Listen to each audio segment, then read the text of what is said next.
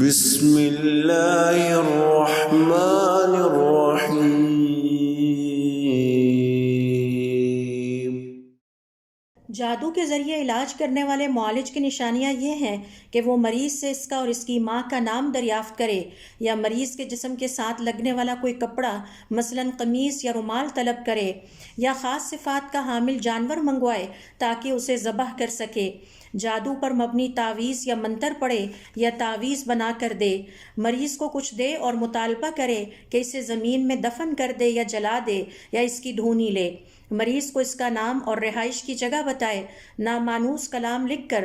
مریض کو دے اور اسے گھول کر پینے کو کہے، قرآن کریم کے حروف اور کلمات کو الٹا لکھے یا پڑھے یا ان کا تعویذ بنا کر دے، مخصوص چاند کی تاریخوں میں خاص ستارے کے طلوع ہونے یا مشاہدہ کرنے کا کہے، چوری کی گئی اشیاء کے بارے میں بتا دے کہ وہ کس نے چرائی ہیں اور کہاں ہیں وغیرہ۔